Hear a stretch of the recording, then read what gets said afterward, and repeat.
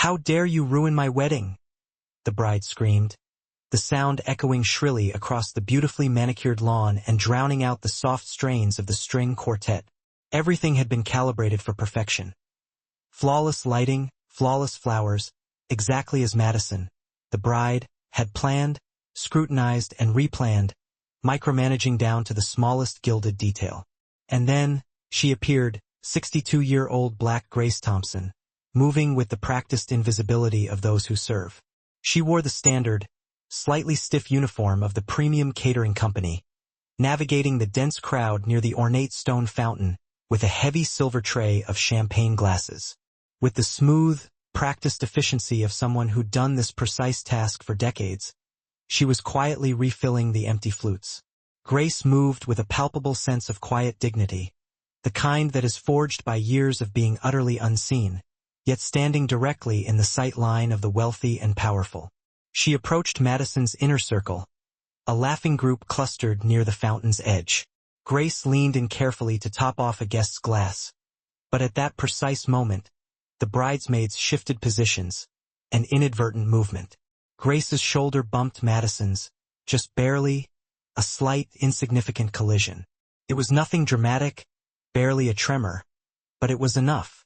A few tiny, sparkling drops of imported French champagne splashed onto the bodice of Madison's custom-made gown. Minuscule droplets on $15,000 worth of Italian silk and delicate French lace. You had to search hard to even locate the moisture. Most reasonable people wouldn't have even registered the dampness. Madison noticed. She whirled around instantly, her face undergoing a terrifying transformation. The brittle, glowing joy that had defined her expression moments before completely drained away, replaced by an erupting, scorching heat of fury. It was pure, unfiltered rage, a sudden unleashing of suppressed arrogance.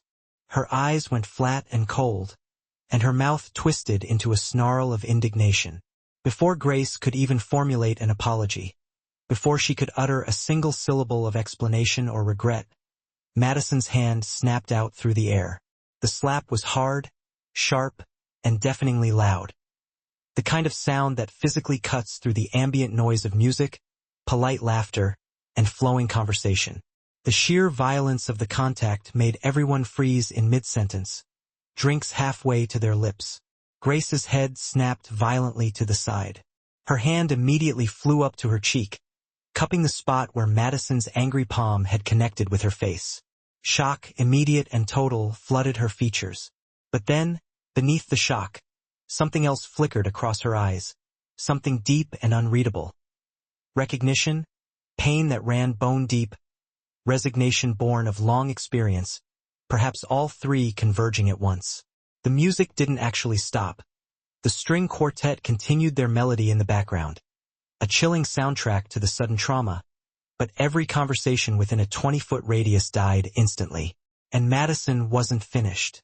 "Do you have any idea how much this dress costs? Are you completely incompetent? You just ruined my wedding, you clumsy, careless." The words kept pouring out of her, each accusation sharper and more venomous than the last. Madison escalated quickly, threatening Grace's employment, calling her grossly unprofessional, demanding that she should be dismissed immediately. Her voice was specifically pitched to carry across the garden, ensuring that every guest heard precisely what she thought of this low-level server who had dared to physically intrude upon her perfect, meticulously constructed day. Grace said nothing, not a single word of defense or plea. She simply stood there, her hand still pressed firmly against her stinging cheek, holding Madison's gaze with those unreadable eyes. Then, summoning the same quiet dignity she had carried into the space, she turned. Head up, back ramrod straight. Every step she took was measured and calm, and she walked away toward the service entrance. The groom, 30-year-old Daniel Thompson, wasn't there to witness the seismic event. He was blissfully on the opposite side of the sprawling garden, shaking hands and greeting late-arriving relatives, completely and utterly oblivious to the fact that his perfect wedding had just veered into catastrophic disaster. Madison stood rigid for a moment, breathing hard, her face flushed scarlet with what she perceived as righteous anger. She felt satisfied, completely justified, convinced she had delivered a necessary and appropriate correction. And the guests? They whispered amongst themselves. Phones had already materialized. Several people had been recording the ceremony, the reception, the stunning venue, and now they had captured everything. The violent slap, the furious screaming, the server's quiet retreat. But Madison didn't know that yet. Within seconds, Jennifer, the stressed wedding coordinator, rushed over, moving with frantic professional urgency. She was attempting to deploy damage control, speaking in excessively soothing, modulated tones, asking Madison if she was okay, if she needed anything at all. Madison's bridesmaids, Ashley and Kelsey, exchanged uncomfortable, fleeting looks. The kind of look that confirmed they knew something fundamentally wrong had just occurred, but were paralyzed, unsure how to address it. Still, they closed ranks around Madison, offering immediate, automatic support, telling her the server was clearly out of line and deserved the dressing down. In the service hallway, a stark, utilitarian space away from the golden hour light, the flowing champagne, and the perfectly arranged floral centerpieces, Grace stood alone. Well, almost alone. Another server, Rosa, a young woman with a kind face, had followed her inside. Rosa was asking anxiously if she was all right, if she needed a bag of ice, if she wanted to officially report the physical assault to management. Grace shook her head slowly. She stated calmly that she would finish her shift. She refused to make a scene, refused to allow her pain to further spoil anyone's celebration. Her voice was perfectly steady, but her hand remained pressed tightly against her cheek, where a deep, angry red mark was already visibly forming against her brown skin. Back in the garden, Daniel was still scanning the crowd, casually searching for his radiant bride. He had absolutely no idea what monumental disaster had just unfolded. No idea that the day he had been planning and dreaming about for months had just taken a sudden, dark, and irreversible turn toward ruin. Madison's father, 60-year-old Robert Hartwell, found her first. He was wealthy, deeply entitled, possessing the sort of self-assured, unshakable confidence that is only acquired from a lifetime of never being told no. Instead of asking questions or showing concern for his daughter's sudden outburst, he offered her exactly the validation she craved. He told her she did the right thing, that she was absolutely justified in standing up for herself and her property, and that no service worker should ever get away with jeopardizing such an expensive gown. Madison smiled faintly, pulling out her small, mirrored compact. She reapplied her expensive lipstick with hands that were surprisingly steady, determined not to let this brief, messy incident ruin her meticulously planned perfect day. One clumsy, irrelevant server wasn't going to steal her spotlight. She looked beautiful again, composed, and completely in control of her environment. She had no idea that her entire constructed world was about to violently collapse around her. Before we continue with what happens next, if you stand against casual racism and firmly believe that every elderly person, regardless of their job, deserves to be treated with fundamental respect, hit that subscribe button right now. And here's a question for you, the reader. Have you ever witnessed someone being so publicly and needlessly humiliated in real life? Drop your answer in the comments below. Because Madison Hartwell was about to learn a lesson about consequence that she would carry for the rest of her life. And the woman she had just violently slapped, Grace Thompson, had a deep, hidden connection to this wedding that Madison never saw coming. A connection that would instantly transform this celebration into the single most devastating moment of Madison's entire existence. The disaster, truly, was only just beginning. But before we get to the climactic moment when Madison's world exploded, you need to understand the path that led her here. 6 months earlier, Madison Hartwell genuinely believed she had found her fairy tale ending. It all began at an exclusive art gallery opening in a chic corner of Manhattan. Madison was there ostensibly for work. She was a highly ambitious PR executive, sophisticated, effortlessly charming, the kind of woman who instinctively knew how to command and work a high-stakes room. That's where she met Daniel Thompson, 30 years old, a wildly successful tech entrepreneur, the kind of self-made success story that business magazines wrote admiring cover articles about. Their romance was an immediate, dizzying whirlwind, extravagant dates at 3-star Michelin restaurants, impulsive weekend trips to exclusive estates in the Hamptons, VIP tickets to sold-out Broadway shows. The kind of visually perfect relationship that was instantly Instagrammable and looked faultless on social media. Daniel sometimes mentioned his mother. He said she was a private woman, preferring to live simply by choice, avoiding the spotlight. Madison, projecting her own upper-class expectations, immediately assumed his mother must be refined, highly educated, perhaps a retired schoolteacher or a professor of humanities. One evening over cocktails, Daniel tentatively showed Madison a photo of Grace on his phone. Madison barely glanced at the image. She was immediately distracted, preening slightly at her own flattering reflection in the dimly lit restaurant window. "Oh, she looks sweet," Madison murmured automatically, dismissing the image without truly seeing the woman within the frame. But there were other, smaller moments of dissonance. Madison frequently corrected Daniel's grammar during important business dinners, meticulously chose his outfits for high-profile events, and managed his public image with the same ruthless precision she applied to her high-paying clients' brands. Daniel, utterly captivated by her striking beauty and her fierce confidence, overlooked these controlling tendencies. For months after their initial meeting, Daniel proposed. Madison said yes instantly. Then the wedding planning commenced, and that's precisely when the first serious cracks began to show in their foundation. Daniel, trying to bridge the gap between his two worlds, wanted his mother involved. He tentatively suggested Grace could help choose the rustic, family-oriented flowers, or perhaps incorporate some old family comfort recipes into the elaborate menu. Madison shut down the idea immediately and decisively.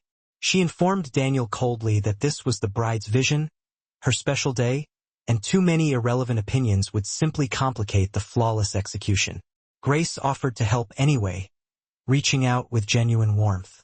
She called Madison, suggesting simple flower arrangements or easy, comforting family recipes, dishes rooted in their Brooklyn history. Madison firmly dismissed her. "That's not really our aesthetic, Grace. It's too casual for the Rosewood estate. We are aiming for elegance." Grace tried one last time to connect, sending a text with a thoughtful suggestion. Madison ignored it completely. Daniel was stuck uncomfortably in the middle. He registered his mother's quiet hurt, but he also saw Madison's mounting, demanding stress. He defensively told himself it was just normal wedding planning pressure, so he didn't dare push the issue. Grace accepted the mandated distance with quiet, internal pain. She stopped offering her help. Madison selected the highly prestigious Rosewood estate as their venue. She then insisted on hiring their premium, top-tier catering company. "I want professional, experienced staff only," Madison instructed the wedding coordinator pointedly. "This event needs to be absolutely flawless." What Madison, in her bubble of entitlement, failed to realize was that the catering company had faced an unexpected staffing shortage and had been forced to subcontract some serving staff at the last minute. Grace Thompson worked for that subcontractor. When Grace received the call asking if she could pick up a last-minute shift serving at a wedding at the Rosewood estate, she agreed immediately, needing the extra hours. Then she saw the booking details. Daniel Thompson, Madison Hartwell. She realized, with a complex mix of feelings, that she was going to be working her own son's wedding as an invisible server. Grace could have made a call, could have told Daniel, could have excused herself from the shift. She chose not to. Instead, she took the job, hoping that simply being close to the celebration, even confined to the background, would be enough. She thought, perhaps, Daniel would notice her during the reception. Maybe he would spontaneously invite her to sit at the family table for a moment. She wore her best work uniform, meticulously ironed and pressed. Grace Thompson showed up to silently serve champagne at her son's wedding, hoping desperately for a moment of quiet connection and acknowledgement. What she received instead was a hard, shocking slap across the face. If you are still not subscribed, hit that button right now, because the next part of this story will completely change how you view both characters. And let me ask you, would you have told someone if you were in Grace's position, or would you have stayed quiet? Let me know in the comments below. Madison Hartwell wasn't born cruel or casually vicious. She was taught to be that way. She grew up in Greenwich, Connecticut, historically one of the wealthiest and most socially stratified towns in all of America. The Hartwell family resided in an immense mansion complete with a full household staff that included a dedicated housekeeper, a groundskeeper, and a live-in cook. Madison was only 10 years old when she absorbed her first foundational lesson about the classification of people like them. She was doing her privileged homework when her mother, Patricia, entered the room, followed by their housekeeper, Carmen. Carmen had used the wrong, ammonia-based cleaning product on the prized Italian marble countertops. Patricia's voice immediately dropped, becoming cold, sharp, and utterly devoid of warmth. Carmen, these countertops are Italian marble. They cost more than your car. You cannot use ammonia-based products on them. After Carmen had retreated, Patricia turned to young Madison, offering a tight, conspiratorial smile. We're not rude, darling. We simply maintain standards. Some people understand true excellence and quality, and others, regrettably, do not. Madison absorbed that cruel lesson completely and instantly internalized it as truth. By the time she was 16, Madison had perfected her mother's cold, dismissive tone. Carmen made another, far smaller mistake. She accidentally shrunk Madison's expensive cashmere sweater in the new, industrial dryer. Madison confronted her, calling Carmen careless, stupid, and fundamentally incompetent. She told her she needed to be far more careful if she hoped to keep her job. Carmen quit the very next day. But before she left the property forever, she found Madison alone in the foyer. She looked the teenager directly in the eye, her gaze steady and unwavering. You're going to learn respect the hard way someday, and I hope I'm there to see it when it happens. Madison laughed off the warning immediately. That prophetic moment only cemented something critical in Madison's developing mind. Kindness was synonymous with weakness. Dominance was the only true form of strength. Her parents praised her for standing up for herself and maintaining high expectations. She carried that entitled belief system through college, where she was routinely cruel to cafeteria workers, openly dismissive of the campus janitors. When her roommate attempted to call her out on her behavior, Madison simply cut her off completely and permanently. By the time she met Daniel, Madison had spent 28 years successfully treating an entire class of working people as functionally invisible, necessary background figures. 2 months before the wedding, Daniel nervously brought Grace to meet Madison's parents at their exclusive country club. Madison observed her mother, Patricia, speaking slowly and deliberately to Grace, as if Grace might not properly understand conversational English, watching the tight, fixed smile on her mother's face. After Grace left, Patricia pulled Madison aside, offering her appraisal. Well, she certainly possesses dignity for someone in her position, dear. Madison felt a twinge of uncomfortable guilt, but did what she had always done when faced with social inconvenience. She began actively avoiding Grace, stopped answering her phone calls as quickly, manufacturing distance. Daniel's protective sister, Nicole, noticed the subtle friction. She attempted to warn Daniel privately. Daniel, Madison doesn't see Mom, not really see her like a person. Daniel defended Madison instantly, asserting that she was merely stressed and nervous about the approaching wedding. Grace tried to connect one final time. She met Daniel at a quiet coffee shop and held his hand across the small table. She loves the life you can give her, baby. Make sure she loves you too. Daniel, already defensive, pulled his hand back gently, telling his mother she was being overly anxious and protective. Grace didn't argue. She simply squeezed his hand one last time, let go, and changed the subject entirely. The warning signs continued to surface. At the final dress fitting, the experienced seamstress, under pressure, pinned the hem of the dress just a fraction too tight. Madison snapped instantly. Are you even paying attention to your job? Do you know how much this dress costs? I need someone here who actually knows what they are doing. The seamstress quickly apologized, tears filling her eyes from the sudden, sharp cruelty. Madison's bridesmaid, Ashley, was standing right there. She saw the incident clearly, but said nothing. Nobody spoke up. And so, Madison entered her wedding day firmly believing she was perfectly justified in her behavior, convinced she was simply holding others to the high standards necessary for excellence. She had no idea those standards were about to cost her everything she valued. The reception transitioned into cocktail hour. Daniel was greeting guests near the elaborate, mirrored bar, playing the role of the exuberantly happy groom. But a restless, uneasy feeling began to settle over him.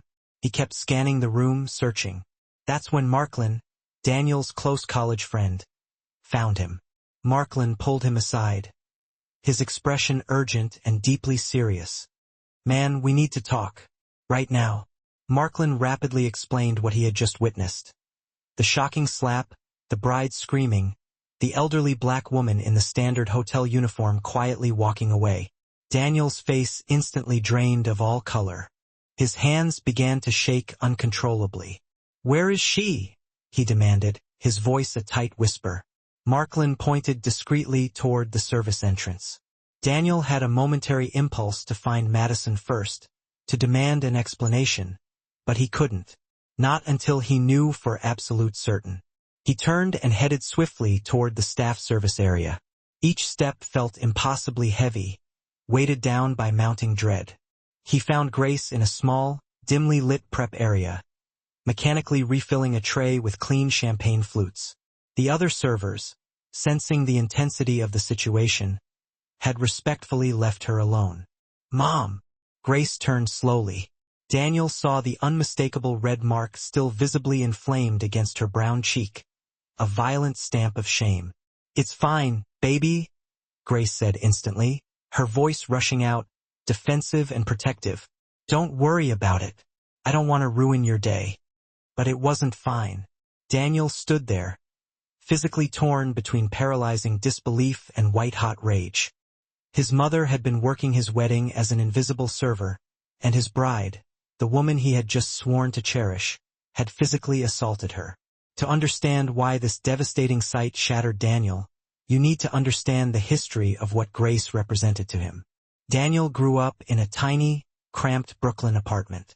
Grace had raised him completely alone after his father, James, was tragically killed in a construction accident when Daniel was 8 years old. She worked 3 separate jobs simultaneously: a hotel server during the day, office cleaning crew at night, and catering shifts on the weekends. She was almost never home, perpetually exhausted, running on sheer willpower. Young Daniel came home from school to an empty apartment, did his homework alone at the kitchen table, and made his own dinner. Grace arrived back near midnight, her feet swollen and aching, but she always checked his homework.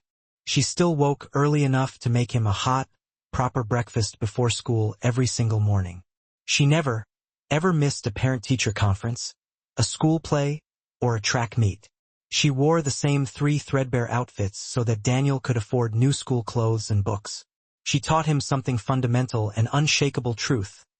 Dignity is not determined by what you do for work or how much you earn. It is determined by who you are when nobody is watching you. Daniel remembered the neighborhood kids who sometimes mocked him because his mom just served food. Grace had told him, "Let them talk, son. You'll show them who you are through your actions and your achievements." He earned a full scholarship to MIT. He called his mother first with the news, and Grace cried deep, proud, exhausted tears. Daniel became immensely successful. His very first substantial salary went toward paying off every cent of his mother's accrued debt. He then bought her a small, comfortable house in Queens. Grace cried for 3 straight days, overwhelmed by the gift. He begged her to retire completely. Grace refused, gently.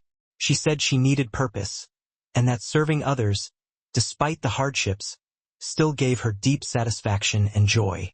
Daniel remembered introducing Madison to Grace for the first time. Grace had smiled warmly, been impeccably gracious, but later, she delivered that soft warning.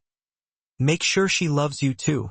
Now, Daniel understood with sickening clarity exactly what Grace had seen immediately. Madison didn't see his mother as a person with dignity, history, and a soul. She saw her only as a server, as someone contemptibly beneath her.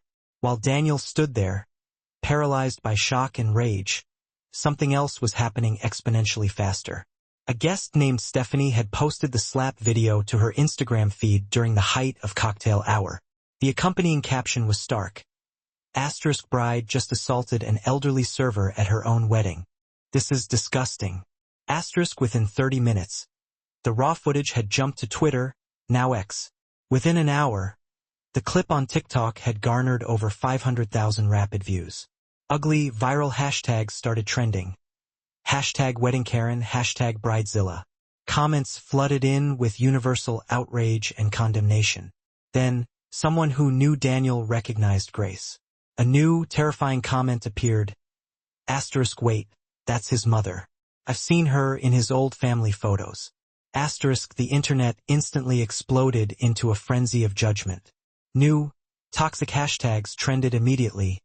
Hashtag mother-in-law slap. Hashtag worst bride ever. Daniel's phone began to buzz non-stop in his pocket. Texts from every corner of his life asking if the insane rumor was true. Madison, meanwhile, was still oblivious, posing happily for her golden hour photos near the fountain. Laughing, glowing, completely unaware of the digital firestorm consuming her reputation. Daniel's Aunt Lorraine arrived late from the airport. She immediately overheard the frantic whispers about the incident, located Madison taking photos, and marched straight up to her. Lorraine interrupted the photographer coldly. "Did you slap a server?" Madison laughed lightly, waving a dismissive hand. "Yes, but she was clumsy. Spilled champagne on my $15,000 dress. She deserved correction." Lorraine's voice went dangerously cold, slicing through the polite air. "That server is Grace, Daniel's mother. Your mother-in-law." Madison's face drained of every drop of color. She couldn't draw a single breath. "What? Grace Thompson, the woman you just humiliated and assaulted. That was Daniel's mother. She was working her own son's wedding and you slapped her across the face." Everything Madison had carefully built was suddenly, violently coming apart at the seams. If you want to see what happens when Madison finally faces the devastating truth of her actions, make sure you are subscribed. The next part is absolutely devastating. Do you think Madison can ever truly come back from this kind of public exposure? Can someone fundamentally change after being exposed so brutally? Drop your thoughts in the comments below, because Madison's perfect wedding was about to become her most profound, inescapable nightmare. Madison bolted from the garden and locked herself inside the plush bridal suite, her hands shaking so violently she could barely operate her phone. Ashley and Kelsey rushed in, asking in hushed, panicked tones what on earth was wrong. Madison couldn't form a coherent answer. She was hyperventilating, aggressively pulling at the silk of her expensive veil. She snatched up her phone and frantically opened social media. She saw her own face, her own furious actions, trending globally on Twitter. The millions of views. The slap video was playing on an endless, humiliating loop. She started reading the public comments aloud, her voice rising in a desperate, strangled shriek. Racist bride. Entitled monster. She should be arrested. Her high-profile PR firm's Instagram account was already being bombarded with hateful demands. Asterisk fire Madison Hartwell. Asterisk her boss had left 3 urgent, frantic voicemails. Madison played one. Asterisk we need to talk immediately. This is a PR crisis of the highest order. Asterisk her career, her identity, her perfect life, all crumbling in real time. She wanted desperately to blame Grace for somehow setting her up, but the vindictive words died uselessly in her throat. Ashley suggested immediate damage control, a meticulously worded public statement. Madison snapped cruelly at her friend, then instantly dissolved into tears, apologizing profusely. She was utterly falling apart. A sudden, terrifying flashback hit her. Carmen's dignified, angry face. Carmen's prophetic words. Asterisk you're going to learn respect the hard way someday. Asterisk Madison suddenly saw her own mother, Patricia, reflected in herself. The frigid tone, the casual, deeply ingrained cruelty. This recognition terrified her more than the internet rage. She was openly sobbing now, her mascara running in black rivulets down her flawless foundation. The perfect bride facade was comprehensively shattered. Kelsey asked her gently what she wanted to do next. Madison whispered hoarsely, "I don't know how to fix this. I don't know if I can fix this." Daniel entered the suite without knocking. His face was a mask of controlled, chilling fury. Ashley and Kelsey quickly and wisely slipped out, leaving the couple alone. Madison tried instinctively to run to him, but Daniel held up one hand, a rigid, silent barrier. She stopped instantly. His voice was arctic. "Tell me it's not true." Madison's words tumbled out in a frantic, self-justifying mess. "I didn't know. It was an accident. I was stressed. The dress cost thousands." Daniel cut her off, the sound brutal. "You slapped my mother. You physically humiliated her in front of hundreds of people." Madison's voice went desperate, pleading. "I didn't know it was Grace. I didn't know it was her." Daniel's response was the most devastating thing she'd ever heard. "Would it have mattered if she wasn't my mother? If she was just a server?" Silence descended, thick and suffocating. They both knew the cold, hard answer. Madison's legs gave out, and she sank onto the expensive sofa. She finally admitted the truth, her voice cracking with shame. "I've always looked down on service workers. My parents taught me that. I thought it was normal." Daniel delivered the brutal truth. "You humiliated the woman who sacrificed everything she had for me. She worked 3 separate jobs for 30 years, and you slapped her like she was nothing, like she was furniture."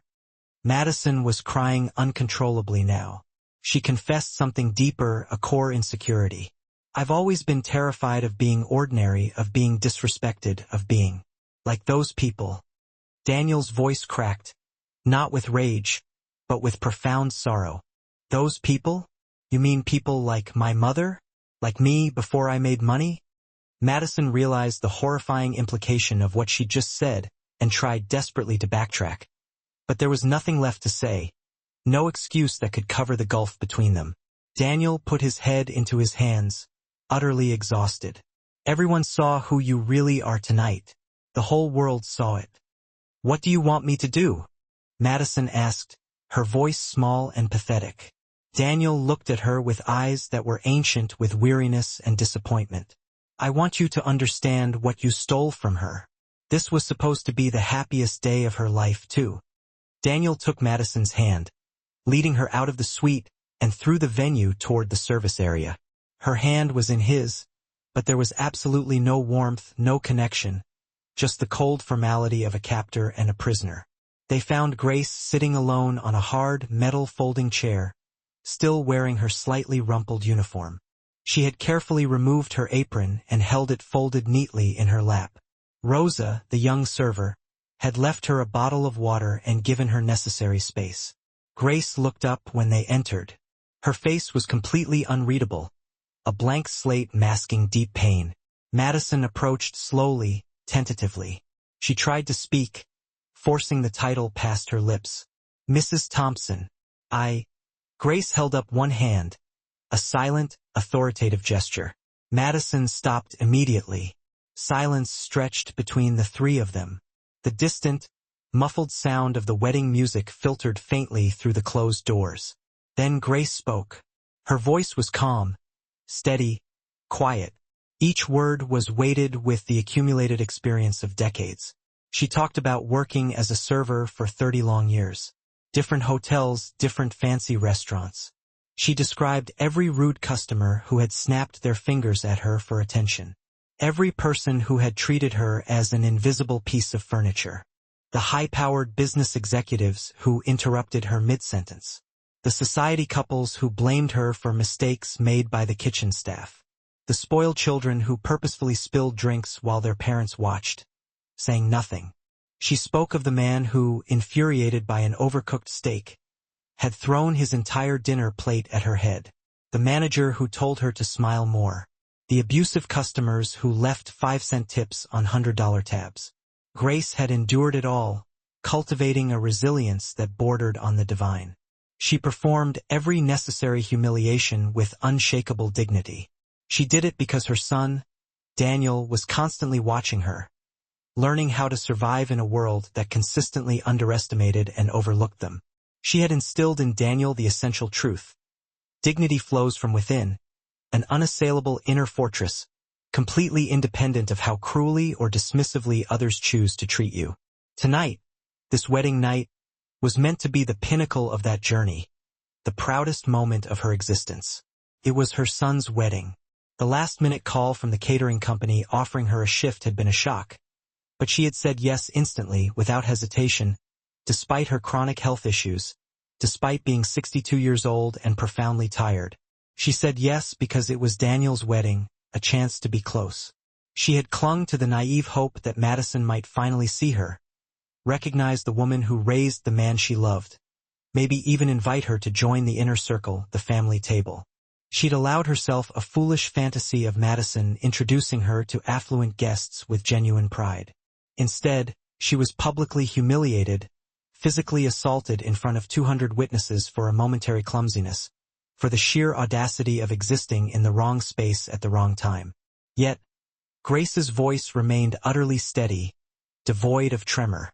"I've been invisible my whole life, Madison. I have served thousands of people who saw me only as a vessel for food and drink. Tonight I thought just for one night I might finally be seen. I was just not in the way I ever could have hoped." Madison was now truly sobbing, great, ragged gasps racking her body, truly seeing Grace Thompson, the woman, the mother, the full human being, for the first time, and the weight of that recognition was crushing. Grace looked at Daniel, her eyes filled with a heartbreaking fusion of love and deep sadness. "I'm sorry your wedding day became this spectacle, baby. That's what hurts the most." Daniel was weeping, too, silent, heavy tears carving paths down his face as he absorbed the ruin of the night and the pain of his mother. Subscribe right now to see what happens next, because the choice that comes next will either shatter your faith in humanity or renew your hope in the possibility of redemption. If you were Grace, witnessing that raw and agonizing apology, could you find it within yourself to forgive Madison? Tell me in the comments, because this story was far from over. What transpired in the following minutes would determine whether Madison could begin the impossible transformation into someone fundamentally different, or whether some things, once broken so thoroughly, could indeed never be repaired. Madison insisted on addressing the remaining wedding guests before the reception dissolved entirely into chaos. Daniel's entire extended family was still present, along with a significant contingent of Madison's more loyal or merely curious associates. Approximately 100 guests lingered in the ornate ballroom, uncertain whether propriety demanded they stay or compassion required they flee. Madison walked unsteadily to the microphone situated near the abandoned cake table. Her pristine wedding look was entirely destroyed. Mascara streaked her face in black trails, her hair was disheveled and plastered, and though she was still encased in the heavy, intricate silk of her wedding gown, the dress no longer symbolized beauty or joy. It simply looked agonizingly expensive and terribly wrong. She gripped the microphone stand with hands that visibly shook. A high-pitched, piercing feedback squealed briefly through the speakers, making several guests wince. Then, the crowd fell into a shocked, absolute silence. Phones immediately rose across the room, capturing the tragic final act of the evening. Madison's voice was dry and cracked as she began, the sound painfully amplified. "I need to tell you all the truth about what happened here tonight." She admitted, without evasion or mitigation, that she had slapped a server, and she confessed the shocking identity of that server, Grace Thompson, her new mother-in-law. Gasps rippled through the guests who had been shielded from the immediate drama, and hushed murmurs spread like a quick fever through the crowd. Madison conceded that she hadn't known Grace would be working the wedding, but she quickly, fiercely admitted that this detail shouldn't matter at all. "I have spent my whole life treating service workers as if they were invisible, as if they were fundamentally beneath me. My parents taught me that casual cruelty. I never once had the courage or the empathy to question it." She then publicly, painfully apologized to Grace, who had moved to stand near the back wall, near the exit, her posture immaculate. Madison acknowledged the blinding shield of her privilege, the ingrained prejudice that dictated her actions, and the profound, senseless cruelty she had inflicted upon others throughout her life, culminating in this horrific act. She didn't ask for immediate forgiveness. She stated clearly that she understood perfectly if Grace never spoke another word to her again. Her voice finally broke completely. "I became exactly what I was raised to be, and I am utterly, deeply ashamed." The immense room remained silent. Some guests continued to film, others were openly weeping, and a significant few stood with arms crossed in hard, unyielding judgment. Then, Grace stood up slowly, deliberately, and began walking toward the front of the room. Every neck strained, every breath was held, utterly uncertain whether this movement signified reconciliation or final rupture. Grace walked through the parted crowd, which instinctively created a path for her. Every single eye, weighted with judgment, curiosity, or compassion, was fixed solely on her. She reached the microphone area, bypassing the stand, and stood facing Madison, slightly elevated above the crowd. Grace spoke clearly, her voice vibrating with a quiet, undeniable authority. The authority of someone who had suffered and earned the right to utter every single word. She stated calmly that she would not accept the apology tonight. It was too raw, too new, too clearly spoken under the overwhelming pressure of public shame. Madison needed to demonstrate profound, lasting change through consistent action over time, not through dramatic words spoken in the crucible of a crisis. But Grace also offered a sliver of connection, acknowledging that she saw Madison's pain in that moment and recognized it as agonizingly real. Grace then told a story about her own mother, Dorothy. Dorothy had worked as a domestic maid in wealthy, white households in the rigid 1960s South. Dorothy would come home every evening exhausted, her spirit eroded by subtle and overt humiliation, but she never allowed hatred to consume her spirit. Dorothy's essential lesson, the mantra that became Grace's guiding principle, was this: hate is a heavy burden you choose to carry for free. Put it down before it breaks your back completely. Grace stated plainly that she would not carry the burden of hatred for Madison. To harbor that bitterness would only poison her own hard-won peace. But trust and genuine respect, those were not gifts freely given. They had to be earned slowly, painstakingly, through changed behavior, through consistent, verifiable action, day after day. She looked directly at Daniel, and her voice softened only slightly, laced with the fierce protection of a mother's love. "I love you no matter what you choose to do, Daniel. You are my son, my heart, my greatest accomplishment." She told him that he, and only he, had to decide what kind of marriage he wanted to sustain and, most importantly, what kind of man he truly wanted to be. Grace turned back to face Madison, her expression unyielding. "If you mean what you said tonight, prove it. Not tonight, not tomorrow when the adrenaline wears off, but every single day after this." Grace then turned and walked out of the reception hall. Her head was held high, her spine perfectly straight, her bearing as dignified as always, even in her borrowed server's uniform. The crowd parted for her as if she were royalty. Several people, the first few hesitant, then more, started clapping. The applause quickly built into a surging, sustained ovation. A standing ovation for Grace Thompson as she exited the wreckage of the wedding. Madison remained frozen at the microphone, utterly alone, watching the woman she had abused leave to the sound of thunderous appreciation. 6 months passed since the wedding that, thanks to circulating phone footage, had briefly broken the internet. Madison and Daniel had remained married, clinging to each other, but it had been arguably the hardest, most punishing 6 months of both their lives. Madison quit her high-powered PR job the week immediately following the wedding. She didn't have much choice. Her firm quietly but firmly asked for her resignation, citing public relations concerns. She started working at a small, grassroots nonprofit organization that meticulously advocated for the rights of hospitality and service workers, the very people she had once deemed invisible. She volunteered weekly at a community center kitchen, serving meals directly, learning names, and sitting down to hear the stories of those whose lives she once overlooked. She was in intensive therapy twice a week, painstakingly unpacking the toxic influence of her upbringing, confronting her deepest-seated biases, and facing the destructive legacy of her mother, Patricia. Her relationship with her parents was severely strained, almost non-existent. They didn't understand what they dismissed as her theatrical overreaction, or why she had catastrophically thrown away a brilliant career. Patricia, in particular, repeatedly told Madison that she was being performative, that she was punishing herself unnecessarily out of liberal guilt. Madison eventually stopped visiting her parents' sprawling home altogether.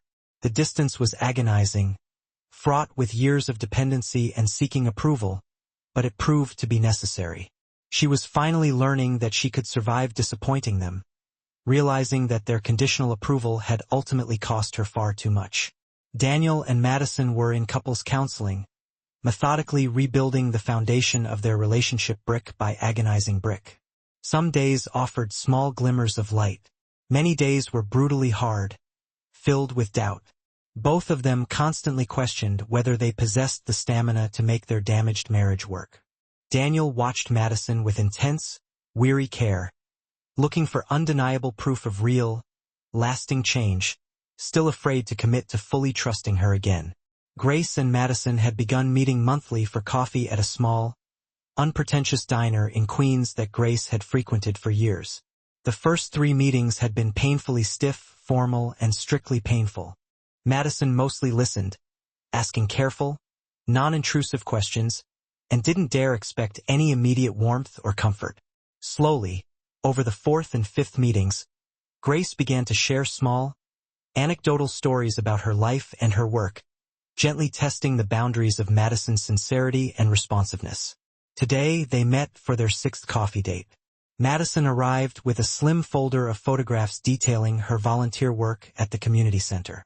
She showed Grace a sincerely written thank you card from a woman Madison had helped connect with crucial job resources.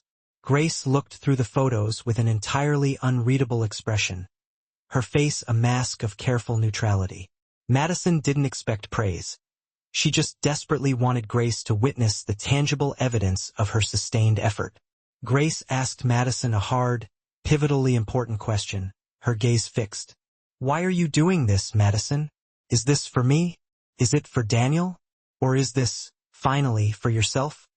Madison took a long, reflective moment, looking out the window at the bustle of the city, before answering with raw honesty. At first, it was absolutely for Daniel. It was fear. Now, she met Grace's eyes. Now I realize I simply cannot go back to who I was. That person makes me sick. Grace nodded slowly, processing the admission.